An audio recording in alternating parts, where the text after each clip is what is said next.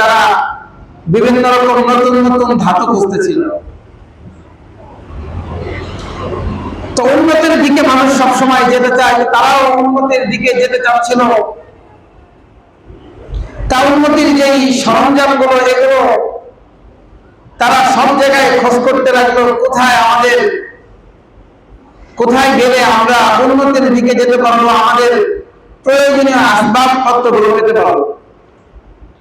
তো এই জন্য তো একটা রহমত এবং বরকতের জায়গা লাগে।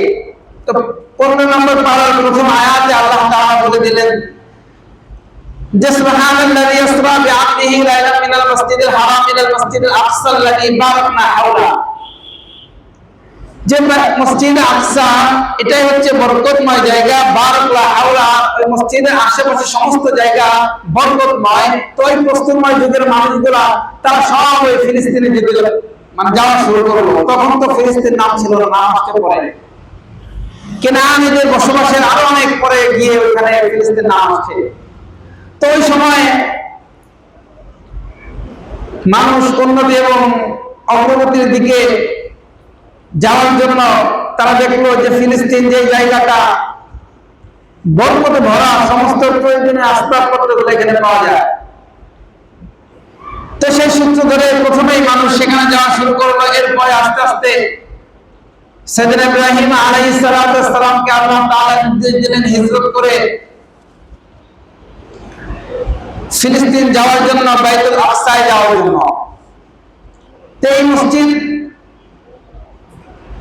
কে নির্মাণ করেছে এর ইতিহাসটা অতটা স্পষ্ট না, কিন্তু পুনর্নির্মাণ কারা করেছে এ সম্পর্কে অনেকগুলো বর্ণনা পাওয়া যায়। হযরত ইয়াকুব আলাইহিস সালাতু ওয়াস সালাম তিনিও পুনর্নির্মাণ করেছেন, ইব্রাহিম আলাইহিস সালাতু ওয়াস সালাম পুনর্নির্মাণ করেছেন, হযরত সুলাইমান আলাইহিস সালাতু ওয়াস সালাম আপনারা প্রসিদ্ধ ঘটনা শুনেছেন যে জিনরা তৈরি করতেছিল। তো হযরত মুসা আলাইহিস সালাতু ওয়াস সালাম হায়াত শেষের দিকে মালাকুল মাউত আসছে, জান কবজ করবে, ঠিক এই অবস্থায় জিনরা যেন বুঝতে না পারে আমার মৃত্যুর খবর, তাহলে তো কাজ বন্ধ করে দেবে, পুনর্নির্মাণ বাইতুল আকসা বন্ধ করে দেবে।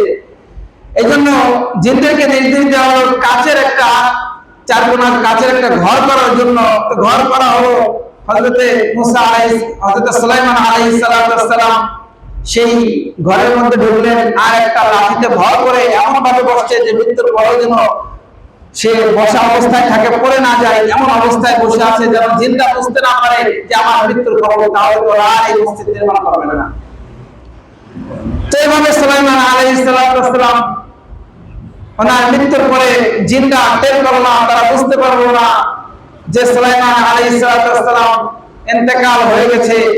তো বুঝতে না পারে তারা আমাদের কাজ করতেছে, কাজ করতে করতে কাজ শেষ করছে। শেষ করার পরে হঠাৎ দেখে যে লাঠিতে ভর করে সুলাইমান আলাইহিস সালাতু ওয়াস সালাম বসেছিল, ওই লাঠিটা ঘুরে খেতেছে, লাঠি ভেঙে সুলাইমান আলাইহিস সালাতু ওয়াস সালাম পড়ে গেছে। তখন জিনরা বুঝতে পারলো যে সুলাইমান আলাইহিস সালাতু ওয়াস সালাম তো অনেক আগেই মারা গেছে। এর মধ্যে কাজ সম্পূর্ণ হলো। তো ওইটা বাইতুল আকসার সূচনা না, বরং পুনর্নির্মাণ ছিল। তো এভাবে একাধিক নবী বাইতুল আকসা পুনর্নির্মাণ করেছেন। এই বাইতুল আকসা সর্বপ্রথম মুসলমানদের কাছেই ছিল, তাকওয়াবান মানুষের কাছেই ছিল, কিন্তু পর্যায়ক্রমে সে হাজার হাজার বছর আগ থেকেই কখনো মুসলমানদের কাছে থাকে, আবার কখনো মুসলিমদের কাছে থাকে। এভাবেই চলতেছিল। হযরত ইব্রাহিম আলাইহিস সালাতু ওয়াস সালাম আল্লাহ তাআলার নির্দেশে সেই বাইতুল আকসায় আসলেন। তো বাইতুল আকসা আসার পর তিনি ওনার বিবি হাজরা আলাইহিস সালাতু ওয়াস সালাম, ওনার যে প্রথম সন্তান ইসমাঈল আলাইহিস সালাতু ওয়াস সালাম, তার 17 বছর পরে জন্ম নিলেন সারা আলাইহিস সালাতু ওয়াস সালামের ঘরে আরেক সন্তান ইসহাক আলাইহিস সালাতু ওয়াস সালাম, দুজনেই নবী। তো ইসমাঈল আলাইহিস সালাতু ওয়াস সালাম ওনার এই বংশে শুধুই বিশ্বনবী মুহাম্মদ রাসূলুল্লাহ সাল্লাল্লাহু আলাইহি ওয়াসাল্লাম এসেছেন, তাহলে বোঝা যায় যে আমাদের গোড়া, আমাদের মূল সেই বাইতুল আকসায়। কেননা ইব্রাহিম আলাইহিস সালামের সন্তান ইসমাঈল আলাইহিস সালাম, আর ওনার বংশে আমাদের নবী এসেছেন। আর ইব্রাহিম আলাইহিস সালাম ছিলেনই বাইতুল আকসায়। তো বাইতুল আকসা থেকে ইসমাঈল আলাইহিস সালামকে মক্কায় পাঠিয়ে দিলেন আল্লাহ তাআলার নির্দেশে। মাঝে মাঝে খোঁজ খবর নেওয়ার জন্য যেতেন, কিন্তু তিনি থাকতেন বাইতুল আকসায়। এবং এরপরে সেখানে ইসহাক আলাইহিস সালাম উনি থাকতেন এবং বাইতুল আকসার ইমাম ছিলেন ইসহাক আলাইহিস সালামের সন্তান ইয়াকুব আলাইহিস সালাম। তাহলে ইয়াকুব আলাইহিস সালামের দাদা হলো হযরত ইব্রাহিম আলাইহিস সালাম, এবং ইয়াকুব আলাইহিস সালামের সন্তান ইউসুফ আলাইহিস সালাম। আমরা তো গল্প শুনি, ইউসুফ জুলাইখার গল্প। তো সেই ইউসুফ আলাইহিস সালামের বাবা আপনার ইব্রাহিম আলাইহিস সালামের ছোট সন্তান ইসহাক আলাইহিস সালামের পরে হলো ইয়াকুব আলাইহিস সালামের পরে হযরত ইউসুফ আলাইহিস সালাম। তো সবার বসবাস এই বাইতুল আকসা ঘিরে। এই বাইতুল আকসা বরকতময় জায়গা, এজন্য আল্লাহ তাআলা সমস্ত নবীদেরকে ওইখানে বিভিন্ন জায়গায় যারা ছিলেন তাদেরকে ওইখানে নিয়েছেন। প্রথমে আল্লাহ ইব্রাহিম এবং লূত আলাইহিস সালামকে দিয়েছেন, কারণ এটা বরকতময় জায়গা। এই যে বাংলাদেশে মাঝে মাঝে অনেক শীত, আবার মাঝে মাঝে অনেক গরম। তো ফিলিস্তিনটা এমন একটা জায়গা যেখানে তাপমাত্রা 27 এবং 29 এর মধ্যে থাকে। তো কত সুন্দর একটা মানে আবহাওয়া, মানে এখানে অতিরিক্ত শীত নাই, আবার অতিরিক্ত গরমও নাই। বরকতময় জায়গাতে শুধু শুধু বলা হয় না। তো আল্লাহ তাআলা বরকত দিলেন, তো এই জন্য অতিরিক্ত শীতও পড়ে না, অতিরিক্ত গরমও পড়ে না, তাপমাত্রা 27 এবং 29 এর মধ্যেই থাকে। তো যাই হোক, এভাবে হাজার হাজার আম্বিয়া আলাইহিস সালাম সেখানে এসেছেন। এবং তারপরে হযরতে দাউদ আলাইহিস সালাম 40 বছর পর্যন্ত বাইতুল আকসায় ছিলেন। এবং দাউদ আলাইহিস সালামের সন্তান সুলাইমান আলাইহিস সালাম তিনিও 40 বছর ছিলেন, 80 বছর। এরপরে আবার মসজিদটা সেই বাইতুল আকসা দখল করেন। তো সব নবী যখন বাইতুল আকসায় ছিলেন, সর্বপ্রথম ইব্রাহিম আলাইহিস সালাম আসলেন, তিনি ওনার ইন্তেকাল ওইখানেই। তারপরে আবার ইসহাক আলাইহিস সালাম, এরপরে ইয়াকুব আলাইহিস সালাম, তারপরে ইউসুফ আলাইহিস সালাম। তো ইউসুফ আলাইহিস সালাম শেষ। উনি ওইখান থেকে আপনারা ঘটনা শুনেছেন যে কূপের মধ্যে তাকে নিক্ষেপ করা হয়েছিল। ওনারা 12 ভাই ছিলেন। তো কূপের মধ্যে নিক্ষেপ করার পর লম্বা ঘটনা, সেখান থেকে ব্যবসায়ী কাফেলা ওনাকে মিশরে বিক্রি করে দেয়। এইখান থেকে বাইতুল আকসা থেকে এই যে নবী চলে গেলেন কোথায়? মিশরে যাওয়া শুরু। যখন মিশরে গেলেন, পর্যায়ক্রমে অনেক বড় ঘটনা। পর্যায়ক্রমে তিনি মিশরের ধনভাণ্ডারের তিনি মন্ত্রী হলেন।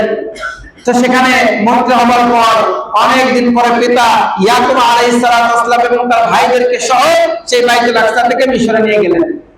তো মিশরে নিয়ে যাওয়ার পর অনেক অনেক বছর পর ওই মিশরেই ওই বংশেই আপনার আসলো হযরতে মুসা আলাইহিস সালাম। তো মুসা আলাইহিস সালামের সাথে ফিরআউনের যে যুদ্ধ, এই যুদ্ধ সমাপ্তির দিকে যখন সমাপ্ত হয়, তখন হযরত মুসা আলাইহিস সালাম সেই নীল নদ পাড়ি দিয়ে তিনি চলে গেলেন ফিলিস্তিনের কাছাকাছি একটি জায়গা, যেখানে বলা হয় তিহ নামে একটি জায়গা আছে। তিহ নামক একটা জায়গা আছে। তো ওইখানে গিয়ে হযরত মুসা আলাইহিস সালাম তার যে অনুসারীরা ছিল তাদেরকে বলা হয় বনু ইসরাঈল। এই যে বনু ইসরাঈল নামে একটা মানে একটা পুরো সূরা আল্লাহ তাআলা পবিত্র কোরআনের মধ্যে দিলেন, যার প্রথম আয়াত আমি তেলাওয়াত করেছি। তো বনি ইসরাঈল শব্দের অর্থ, এই বনি ইসরাঈল এই নামটা হচ্ছে হযরত ইব্রাহিম আলাইহিস সালাম। ওনার আরেক নাম হচ্ছে বনি ইসরাঈল। আপনার ইল অর্থ আল্লাহ, ইসরা অর্থ বান্দা, আল্লাহর বান্দা। আর ওনার যে 11 জন সন্তান, এজন্য বলা হয় বনু ইসরাঈল, আল্লাহর বান্দার সন্তান। তো ওইখান থেকে যেহেতু এই ওনার এই 11 সন্তান থেকেই বনি ইসরাঈল, এজন্য ওই ঘটনাকে কেন্দ্র করে আল্লাহ তাআলা পুরো একটা এই নামেই সূরা নাযিল করে দিলেন, যে সূরা বনি ইসরাঈল। তো তাহলে হযরত মুসা আলাইহিস সালাতু ওয়াস সালামের অনুসারীরা সব ওই আপনার ইয়াকুব আলাইহিস সালাতু ওয়াস সালামের সন্তানেরা। তো যখন এই নদী নীল নদ পাড়ি দিয়ে তিহ নামক স্থানে, তিহ নামক এলাকায় গেলেন, যাওয়ার পর মুসা আলাইহিস সালাতু ওয়াস সালাম এতদিনে এই যে যেহেতু সেই বাইতুল আকসা থেকে মিশরে গেলেন, ইসরা আলাইহিস সালাম লম্বা ঘটনা, অনেক সময়, এর মধ্যে মুশরিকরা এটা বাইতুল আকসা আবার দখল করে নিয়েছে। তো দখল করে নেওয়ার পর মুসা আলাইহিস সালাতু ওয়াস সালাম যখন ওই নদী পাড়ি দিয়ে, সমুদ্র পাড়ি দিয়ে পাশে গেলেন, এর মধ্যে ফিরআউনের মৃত্যু। তো ওই পাশে যাওয়ার পর উনি দেখলেন যে বাইতুল আকসা মুসলমানদের প্রাণ কেন্দ্র, এটা মুশরিকরা দখল করে নিয়েছে। এই জন্য তিনি তার অনুসারীদেরকে, বনি ইসরাইলদেরকে বলতে লাগলেন যে আমরা এই বাইতুল আকসা আবার আমরা দখল করব, যেহেতু আমাদের বাইতুল আকসা মুশরিকরা দখল করে নিয়েছে, ওটা আমরা আবার পুনরুদ্ধার করব। এই জন্য তিনি বনি ইসরাইলদেরকে, তার অনুসারীদেরকে এই কথা যখন বললেন, তো তখন বনি ইসরাইলরা তারা বলতেছিল যে আপনি এবং আপনার খোদা গিয়ে যুদ্ধ করেন, তারপর উদ্ধার করেন, আমরা পারবো না। তো যে বনি ইসরাইলকে আল্লাহ তাআলা এতটা সুযোগ সুবিধা দিলেন, যাদেরকে মান্না সালওয়া খাওয়াইলেন, সে আসমান থেকে জান্নাতি খাবার তাদেরকে দিলেন, এরপরেও তারা দেখা যায় নবীর কথা মানে না। তো আল্লাহ তাআলা তাদেরকে একটা শাস্তি দিলেন। ওই জায়গায় তাদেরকে আল্লাহ তাআলা এমন ভাবে আবদ্ধ করে রাখলেন যে যেদিকে তারা হাঁটাহাঁটি করে ঘুরে ফিরে যায় এক জায়গায়। মনে করেন এই আপনার সওদাগর পাড়া মসজিদ থেকে হাঁটা শুরু করছে রামগতির হাটের দিকে, হাঁটতে হাঁটতে হাঁটতে ঘন্টার পর ঘন্টা হয়ে যায়, তাও দেখেন যে সেই সওদাগর পাড়ায় রয়েছে, মানে সামনে আর আগায় না। এরকম একটা শাস্তি আল্লাহ তাআলা তাদেরকে দিলেন। এক জায়গায় তারা থাকে, যতই হাঁটাহাঁটি করে জায়গা চেঞ্জ করতে পারে না। তো এইভাবে ওইখানেই হযরত মুসা আলাইহিস সালামের ইন্তেকাল। মুসা আলাইহিস সালামের ইন্তেকালের পরে ওনার একজন খাদেম ছিলেন, তো তাকে আল্লাহ তাআলা নবুয়ত দান করলেন, হযরত ইউসা আলাইহিস সালাম, ওনাকে আল্লাহ তাআলা নবুয়ত দান করলেন। তো নবুয়ত দান করার পর তিনি যুদ্ধ করলেন, ওই বাইতুল আকসা পুনরুদ্ধারের জন্য তিনি যুদ্ধ করলেন, বিজয় অর্জন করলেন। এভাবে অনেক দিন কেটে যাওয়ার পর আবার মুশরিকরা সেই বাইতুল আকসা তারা আবার দখল করলো। তো দখল করার পর এভাবে চলতেছিল, একবার মুসলমানদের কাছে, আবার মুশরিকদের কাছে, এভাবে চলতে চলতে পর্যায়ক্রমে আবার একবার আপনার শামুয়েল আলাইহিস সালাম, ওনাকে আল্লাহ তাআলা নবুয়ত দান করার পর তিনি দেখলেন যে এখন এই বাইতুল আকসা আবার পুনরুদ্ধার করতে হবে, এটা তো মুশরিকরা তারা দখল করে নিয়েছে, পুনরুদ্ধার করতেই হবে। তো তিনি যেহেতু নবী, কিন্তু তিনি তো শাসক না, নবী শুধু শাসক না। এরপরে ওনার অনুসারীদেরকে যখন এই কথা বললেন, তো অনুসারীরা বলতেছে যে শামুয়েল আলাইহিস সালাম, আপনি আল্লাহর কাছে দোয়া করেন যে একজন শাসক যেন আমাদেরকে নিযুক্ত করে দেয়, সেই শাসকের নেতৃত্বে আমরা এই বাইতুল আকসা পুনরুদ্ধার করব। তো দোয়া করার পর তালুত নামক একজন ব্যক্তির সিদ্ধান্ত আল্লাহ তাআলা দিলেন। শামুয়েল আলাইহিস সালাম তালুত এই ব্যক্তির কথা বললেন। তখন সেই বাইতুল আকসা এটা দখল করে আছে জালুত নামক এক ব্যক্তি, একজন বাহাদুর।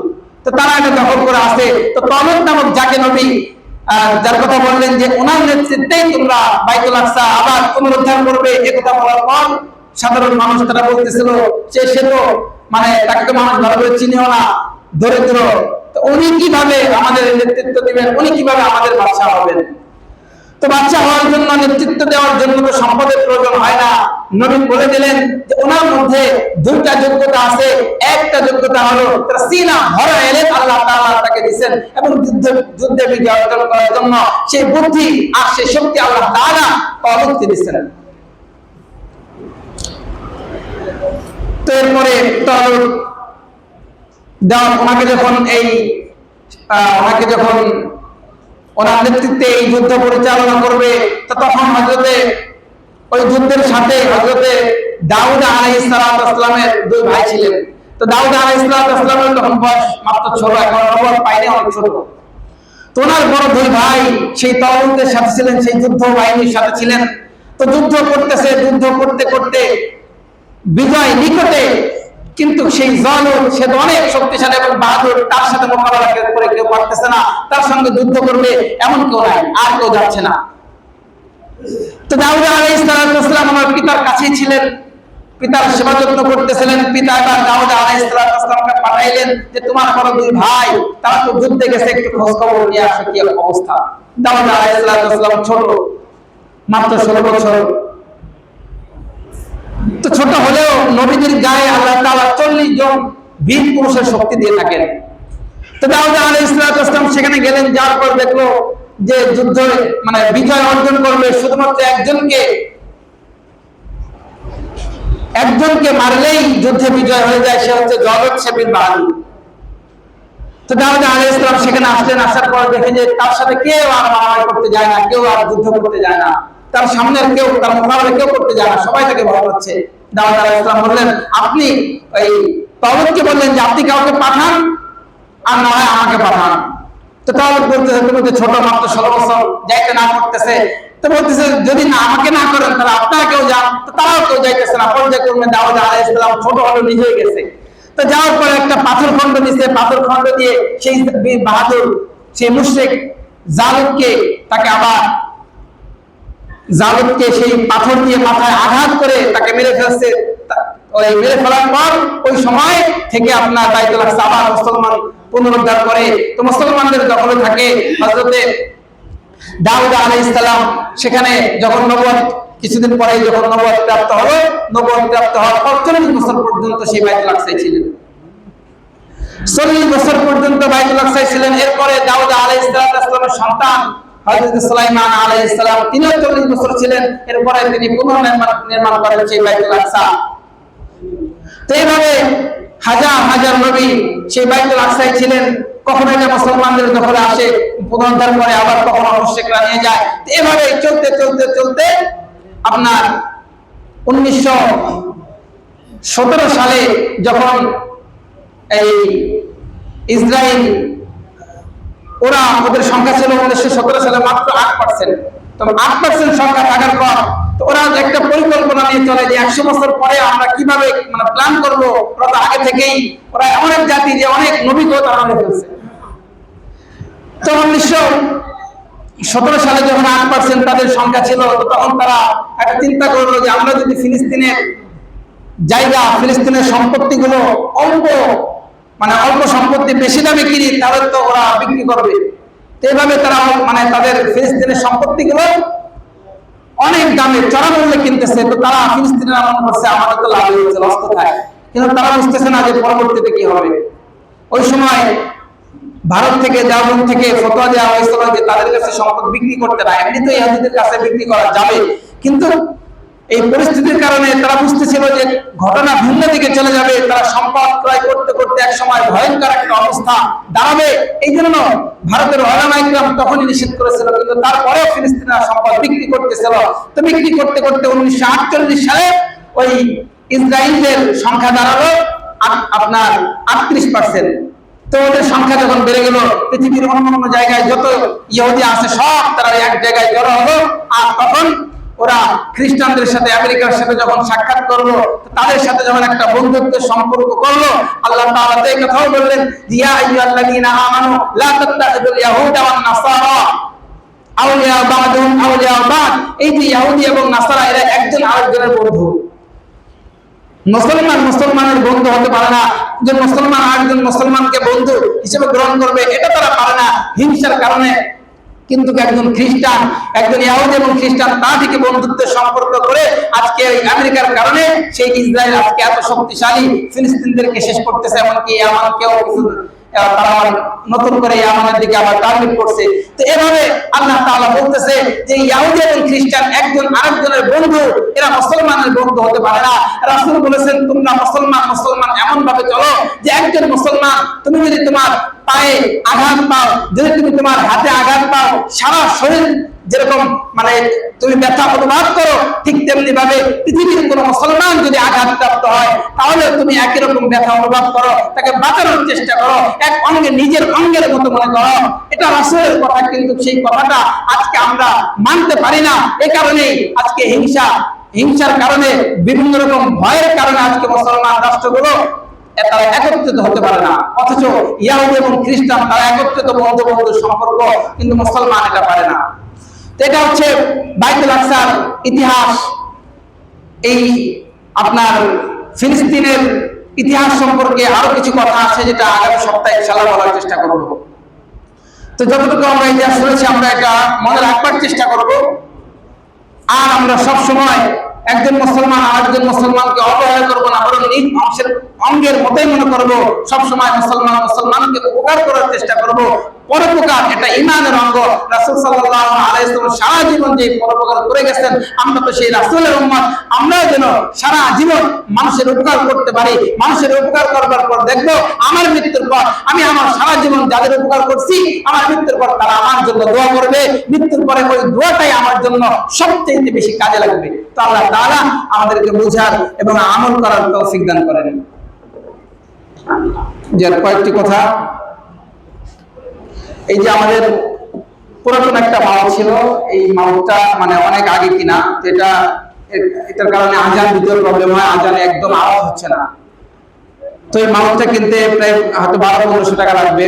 এটা 1200-1500 টাকা অল্প টাকা, কিন্তু এটা একজনের জন্য দেওয়া সহজ, কিন্তু কেউ যদি কষ্ট করে মনে করেন, এই জন্য আপনারা যদি সবাই মিলে এই মাত্র 1500 টাকা যদি দেন, 100 টাকা করেও যদি 15 ব্যক্তি দেন, তাহলেও এটা সহজ হয়ে যায়। আর যারা পারে 200 টাকা দিব, একটু আমরা হাত তুলি যে মাউথটা কেনার জন্য আমরা 100 টাকা করে দিব, একটু হাতটা তুলি। মাত্র 1500 টাকা লাগবে। একটু আপনারা এখন দিতে হবে বিষয়টা, আপনারা পরবর্তী দিলে পারবেন। যে একজন সাজ্জাদ ভাই, দুইজন, আর কি আছেন 15 ভাই, একটু হাত তুলি। যে 3 জন, আর কি আছেন 4 জন, 5 জন, আর 6 জন, 7 জন, আরেকটু হাত তুলি, 7 জন, 8 জন, হ্যাঁ 9 জন, আর 6 জন, মাত্র 6 জন, আর 10 জন, আর মাত্র 5 জন, আর 5 জন ভাই, এই যে 11 জন, আর 4 জন, 12 জন, আর 3 জন, আর 3 জন ভাই একটু কষ্ট করে হাতটা তুলি। 100 টাকা তো বেশি কিছু না। জি 13 জন, আর 2 জন ভাই হাত তুলি, আর 2 জন। আচ্ছা 200 টাকা দিচ্ছেন।